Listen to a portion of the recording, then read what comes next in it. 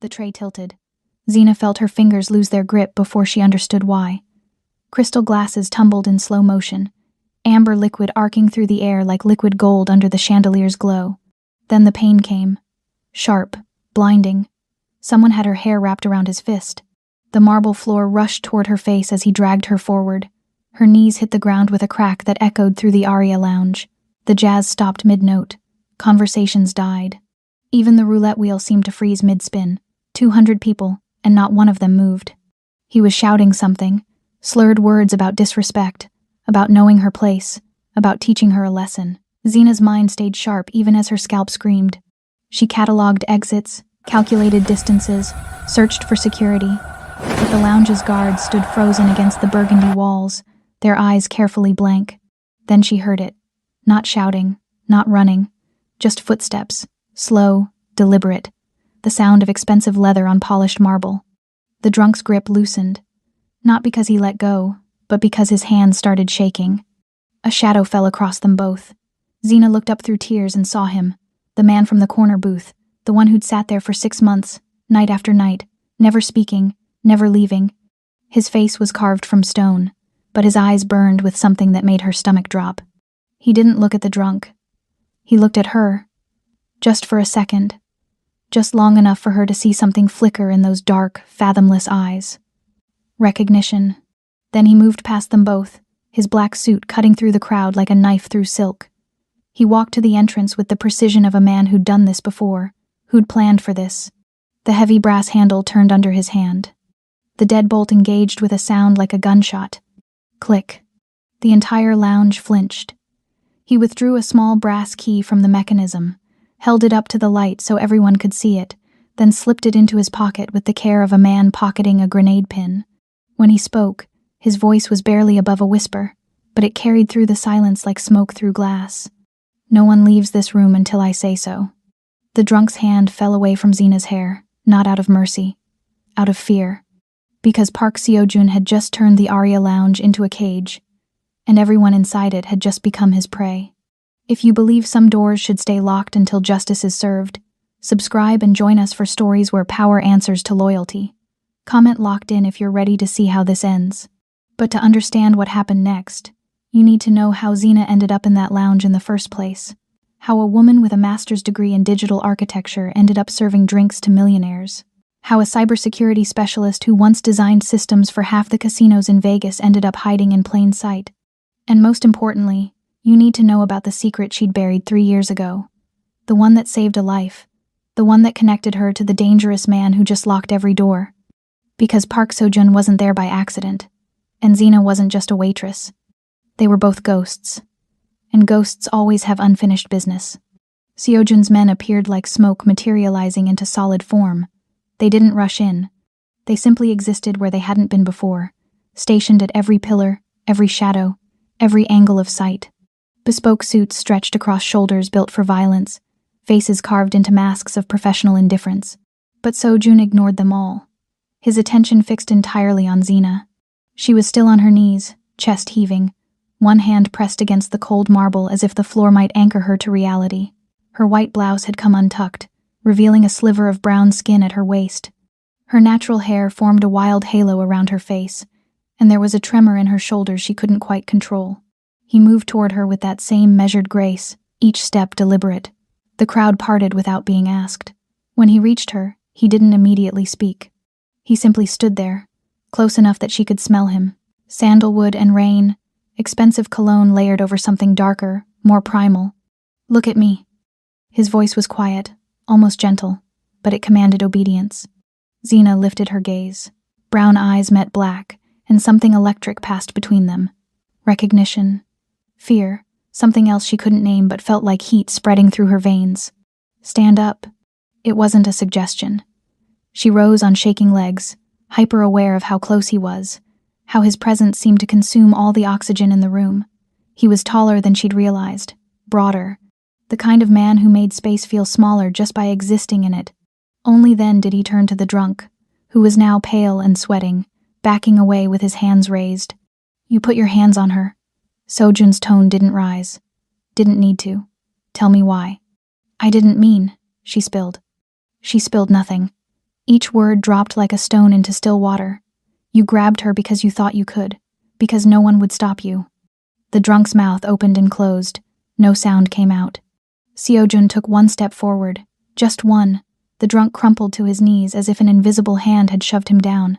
You were right, Seojun continued, circling the man like a predator assessing prey. No one stopped you, but that ends now, because I know things about you.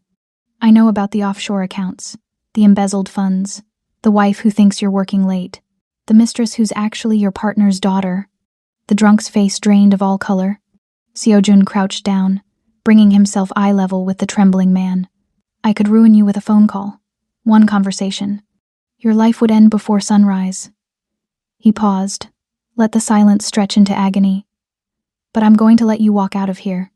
After you apologize. On your knees. To her. The man's eyes darted to Zina, then back to Seojun, searching for mercy in a face that offered none.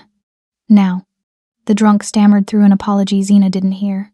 Her mind was elsewhere, spiraling through calculations and connections, trying to understand how this man, this dangerous, beautiful man, knew to be here, knew to care. Seojun dismissed the drunk with a flick of his wrist. His men escorted the stumbling figure toward a side door that somehow unlocked at their approach, then sealed again the moment he was gone. Then Seojun's attention returned to her, and the weight of it made her breath catch. Come with me. It wasn't a question, but Zina found herself nodding anyway. He turned and walked toward the back of the lounge, past the bar, past the private gambling rooms, to a glass-walled office she'd never been allowed to enter. The door closed behind them with a soft click. Suddenly the noise of the lounge felt distant, muffled, as if they'd stepped into another world entirely. The office was sleek and minimal, floor-to-ceiling windows overlooking the Vegas Strip, a mahogany desk with nothing on it except a single laptop, leather chairs that looked more like thrones. But what caught Zina's attention was the wall of monitors behind the desk, each one cycling through security feeds, including the one that showed her, 6 months ago, installing the very cameras now recording them. Her blood went cold. Seojun moved to a small bar cart, poured 2 fingers of amber liquid into crystal glasses. He held one out to her. You're trembling. I'm fine. But her voice betrayed her, shaking almost as much as her hands. You're not. He pressed the glass into her palm, his fingers brushing hers. The touch lasted a fraction too long to be accidental. Drink. She did. The whiskey burned. But it was a good burn, something real and grounding. He watched her with those fathomless eyes, reading her like she was code he'd already decrypted. You want to know why I locked the doors. I want to know why you were here at all. The words came out sharper than she intended. 6 months. Same booth. Same time. Watching. A ghost of a smile touched his lips. Not watching. Waiting. For what? For you to recognize me. Zena's heart stuttered. She studied his face, searching for something familiar, but came up empty. I don't know you. Not my face. He set his glass down, moved closer, close enough that she had to tilt her head back to maintain eye contact. But you know my life. You saved it. 3 years ago. You were the ghost. The glass almost slipped from her hand. The ghost. The code name she'd used when she leaked the corporate files, when she'd exposed the assassination plot buried in financial transactions nobody else could trace. She'd done it anonymously, sent everything to the authorities, then disappeared into obscurity. That was you, she whispered. That was me. His voice dropped lower, intimate. You exposed my business partner's betrayal. You prevented 12 murders, including mine, and then you vanished. I had to. I know. He reached up slowly, giving her time to pull away, and brushed a strand of hair from her face. His fingers were warm, surprisingly gentle. I've been looking for you ever since.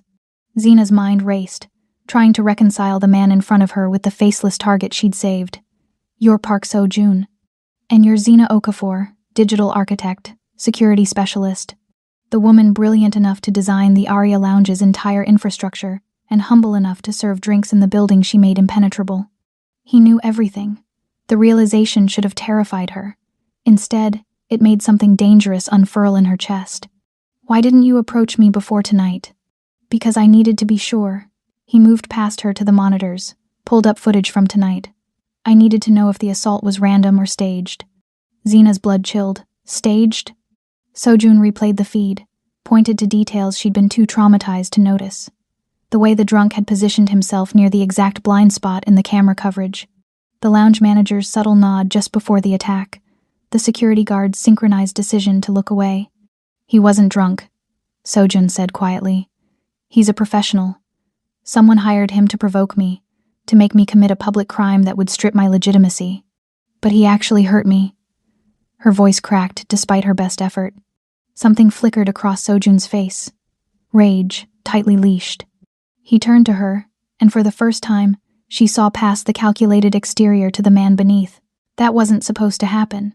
He improvised, made it real to sell the performance. He crossed the space between them in 2 strides, stopped close enough that she could feel the heat radiating from his body. His hand lifted to her face, thumb tracing the line of her jaw where the drunk's grip had left a faint mark. "This," he said, voice rough with barely contained fury. This wasn't part of anyone's plan. The touch was featherlight, but it ignited something in her. A reckless, desperate need to feel something other than fear. She leaned into it without thinking, and his breath hitched. "You've been protecting me," she said. "All this time. The booth, the waiting. You weren't stalking me. You were standing guard. I owed you a debt." His thumb moved to her lower lip, barely grazing the soft skin. "But that's not why I stayed." "Then why?" His eyes darkened, and the air between them grew thick with unspoken things. "Because walking away from you wasn't possible." Sojun stepped back abruptly, as if proximity itself was dangerous. He returned to the monitors, pulled up more footage. "There's something else you need to see." Xena forced herself to focus, though her skin still hummed where he'd touched her. On screen, the lounge manager appeared in a back hallway, speaking to someone just outside camera range. Money changed hands. "He sold you out," Sojun said. "Took 30,000 to facilitate tonight's attack. The drunk, the professional, knew exactly when you'd be serving that section. Knew exactly where security would be positioned." Betrayal tasted like copper on her tongue. "Marcus hired me, trained me, I thought." "You thought people were better than they are." Sojun's voice carried no judgment, only a weary understanding. "It's why you hide. Why you serve drinks instead of designing the systems you're capable of creating. You learned the world punishes brilliance." He pulled up another feed, this one showing the exterior. Black SUVs lined the street, positioned at every exit. "Rival family," he explained. "They're waiting for law enforcement to arrive, waiting for me to be arrested for assault or false imprisonment. Once I'm in custody, I'm vulnerable. This whole thing was a trap." Xena moved closer to the screens, her architect's mind automatically analyzing the positions, calculating angles. They blocked the main exits but missed the service corridors. "Did they?" Sojun glanced at her, something almost like pride in his expression. Understanding dawned. "No, I designed redundancies, hidden passages in the infrastructure that don't appear on any blueprint." "I know." He turned to face her fully. "Because I bought them. Every architectural sketch you sold anonymously online for the past 3 years. I purchased all of them." The world tilted. "Why?" "Because your genius was rotting in obscurity. Because I couldn't stand watching you diminish yourself." He moved closer again. Drawn by gravity, neither of them could fight.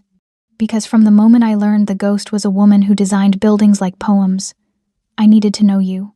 All of you." His confession hung in the air like smoke, beautiful and suffocating. Xena's hands trembled, but not from fear anymore. "What happens now?" Sojun's jaw tightened. "Now we prove you're not the only one who can win a war without firing a shot. Whether you're watching from New York, London, Lagos, or anywhere loyalty still means something, hit that subscribe button. Because some secrets are worth 6 months of waiting, and some doors should only open for the right person. Drop your city below and let us know where you're locked in."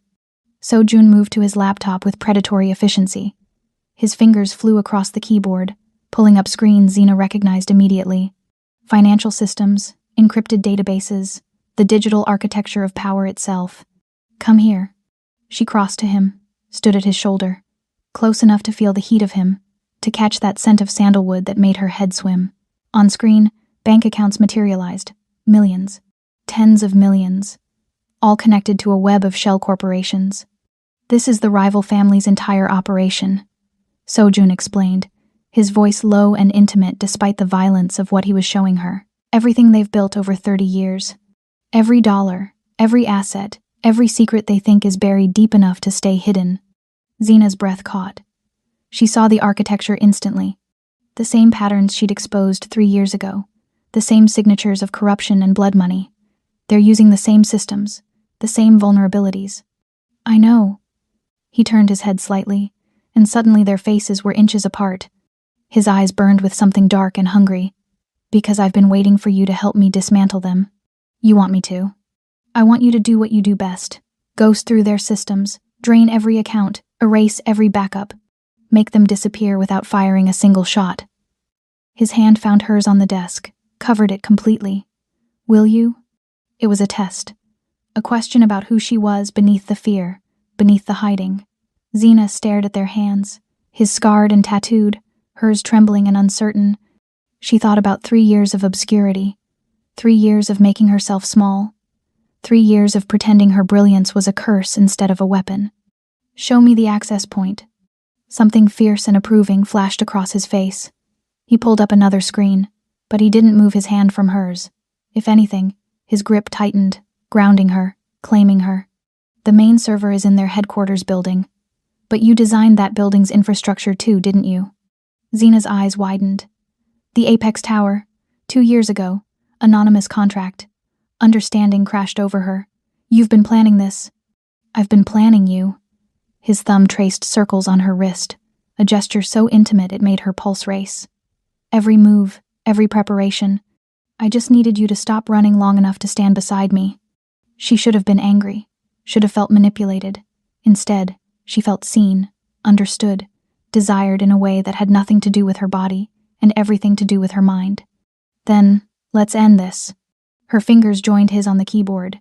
They moved in sync, a dance of code and consequence. She navigated through back doors she'd installed years ago, bypasses she'd hidden in plain sight. Within minutes, they were inside the rival family's financial empire.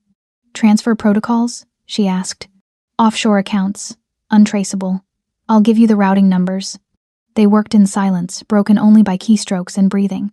The tension between them built with every transaction, every million erased, every empire crumbled. His shoulder pressed against hers. His breath warmed her neck when he leaned in to point at the screen. When the final account emptied, when the rival family's 30-year legacy dissolved into nothing, Sojun's hand slid to the small of her back. You just won a war, he murmured. We did, she corrected. His smile was dangerous and beautiful. Yes, we did. The phone on Sojun's desk rang, not a ringtone, a sharp, old-fashioned bell that cut through the tension like a knife. He glanced at the screen, and something cold settled in his expression. It's them. Zena's heart hammered. Already? They'll have received the alerts by now. Every account frozen, every asset seized. He picked up the phone, put it on speaker. His voice when he answered was silk over steel. Speak. Park Sojun. The voice that crackled through was aged, furious, desperate. You've made a fatal mistake. Have I? Sojun's hand remained on Zena's back, an anchor in the storm. I'd say your mistake was made tonight. Hiring amateurs.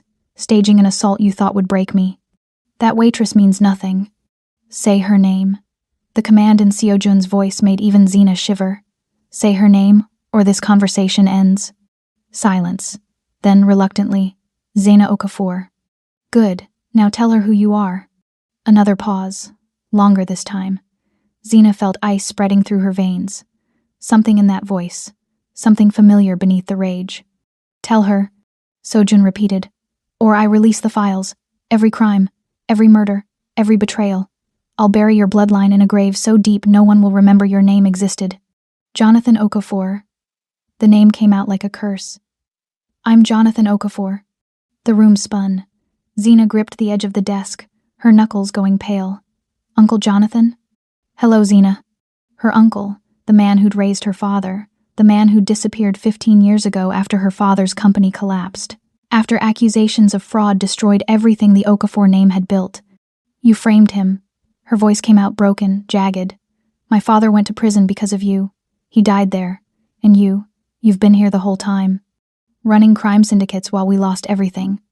Your father was weak. He would have destroyed what our grandfather built. So you destroyed it yourself? Rage replaced shock. burning through her like acid. You stole his life, my mother's life. You made us ghosts. And now you're working with Park Seo-joon? Jonathan's laugh was bitter. You think he's better than me? He's a killer, a monster. He'll use you and discard you like everyone else. Seo-joon's hand moved from her back to her hip, possessive and reassuring. The difference, he said quietly, is that I value her. You traded her for power. I'm giving her power back. By destroying my family? By destroying a criminal empire built on her family's corpse. Seo-joon pulled Zena closer, and she let him, needing the solid warmth of him against the cold betrayal flooding through her. You have 1 hour to turn yourself in to the FBI. After that, I release everything. Every document, every recording, every body. You're bluffing. Am I? Seo-joon nodded to Zena. She understood. Her fingers found the keyboard again, pulled up files she'd uncovered years ago when she was trying to clear her father's name, files she'd been too afraid to use, too afraid of the man behind them. Now she sent them, all of them, to Seo-joon's secure server, to the FBI, to every news outlet that mattered. 59 minutes, Seo-joon said, and ended the call. The silence after the call felt apocalyptic. Zena stood frozen, processing revelations that rewrote her entire history. Her uncle, the man she'd mourned, the man she'd believed was a victim of the same forces that destroyed her father. He'd been the architect of it all. You knew, she turned to Seo-joon, searching his face. You knew who he was when you found me. Yes. That's why you've been protecting me. Not gratitude. Strategy. His jaw tightened. It started as strategy. Keeping you safe kept leverage against him. But that changed the first time I watched you work. The first time I saw you move through the lounge like you owned it even though they made you invisible. He stepped closer, crowding her against the desk. It stopped being strategy the night you stayed late to fix the security system. You thought no one was watching, but I was. I saw you talking to the code like it was alive, like it mattered. His hand came up to cradle her face, tilting it toward his. The touch was reverent, almost worshipful, and it made her breath catch. I fell in love with your mind first, he continued, his voice dropping to something raw and unguarded. Your brilliance, your defiance, the way you made yourself small but couldn't quite hide the empire inside you. And then I fell in love with everything else. Your kindness to the staff, your patience with the drunk customers who didn't deserve it, the way you hum when you think no one's listening. Zena's eyes burned. You can't love me. You don't even know me. I know you saved my life when you had nothing to gain from it. I know you designed buildings like poetry when the world told you to be practical. I know you're terrified right now, but you're standing here anyway because you're the bravest person I've ever met. His thumb traced her cheekbone. I know when I touch you, you stop breathing. Just like this. He was right. Her lungs had frozen. Every nerve ending focused on the point where his skin met hers. Seo-joon, tell me you don't feel this. His other hand found her waist, pulled her flush against him. Tell me you don't lie awake wondering what it would be like. Tell me you haven't been watching me the same way I watch you. She couldn't, because she had been. 6 months of peripheral glances, 6 months of awareness, 6 months of wondering what it would feel like to be consumed by something this dangerous, this inevitable. I feel it, she whispered. His eyes darkened with triumph and something deeper. Hunger, need, the kind that had nothing to do with strategy and everything to do with want. Then stop fighting it. He kissed her, not gently, not asking permission. He claimed her mouth like he'd been starving for it, like he'd waited 6 months for this exact moment and wouldn't waste another second being careful. Zena's world tilted. She grabbed his shirt for balance, then for leverage, pulling him closer because suddenly there was no such thing as close enough. He tasted like whiskey and danger, and when his tongue swept against hers, she made a sound she'd never made before, desperate and surrendering and demanding all at once. His hands were everywhere, her waist, her back, tangled in her hair. He lifted her onto the desk without breaking the kiss, stepped between her thighs, and the intimacy of it made her gasp against his mouth. Tell me to stop, he breathed against her lips. Don't you dare. The rest of the night blurred into sensation. At some point they left the office, moved through the lounge that was still locked, still waiting. Seo-joon's men stood guard but didn't look at them, didn't acknowledge the way Zena's blouse was untucked, the way Seo-joon's careful control had fractured into something more human. They ended up in his penthouse, floor-to-ceiling windows overlooking Vegas, a space as sleek and dangerous as the man who owned it. The FBI will move on your uncle within the hour, Seojun said, pouring them both water because neither of them could handle more whiskey. He'll try to run, but there's nowhere left. We took everything. We, Xena repeated. The word felt significant, permanent. We. He handed her the glass, his fingers lingering on hers. You're not alone anymore. You understand that? She did. For the first time in 3 years, she felt the weight of solitude lift. What happens now? Now you stop hiding. He moved closer, traced the curve of her jaw with one finger. You take your place in the world. You design buildings under your own name. You show everyone what the ghost can do when she stops being invisible. And you? His smile was slow, predatory, possessive. I'm wherever you are. Your partner, your shield, your empire. The word hung between them. Empire. Not his empire, not hers. Theirs. I'm not like you, she said. I don't know how to be ruthless. How to? You liquidated a criminal organization in 17 minutes. You exposed corruption that sent men to death row. You survived 3 years of hiding and came out stronger. He cupped her face in both hands. You're exactly like me. You just have better PR. She laughed, and it felt like freedom, like breathing after being underwater too long. Stay, he said. Not just tonight. Stay. Build something with me. Something that matters. Xena thought about the girl she'd been. The one who'd leaked files and ran. The one who'd served drinks and hidden. The one who'd made herself small enough to disappear. She didn't want to be that girl anymore. Okay, she whispered. I'll stay. His kiss was gentler this time.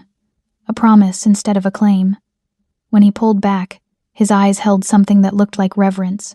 Then let's show them what an empire looks like when it's built on loyalty instead of fear. 1 year later, Xena stood atop the tallest tower in Vegas. One she'd designed, one that bore her name in letters visible from the airport, the Okafor Tower. A monument to survival, to brilliance, to the girl who became a ghost and then became a queen. Seojun found her at the window, wrapped his arms around her waist from behind. Our work, she corrected, leaning back into him. Ours, he agreed, pressing a kiss to her temple. Always ours. Below them, Vegas glittered like scattered diamonds.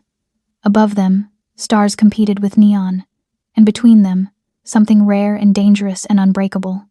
An empire of two, built on locked doors and second chances, on code and consequence, on the belief that some debts are paid in devotion, and some wars are won without a single drop of blood. Xena smiled. She was no longer the girl being dragged across the floor. She was the woman who owned the sky. Some empires are built on fear. Others are built on loyalty that refuses to break.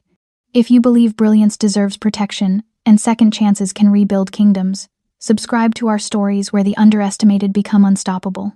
Comment Empire if you're ready for more tales where love is the most dangerous weapon of all.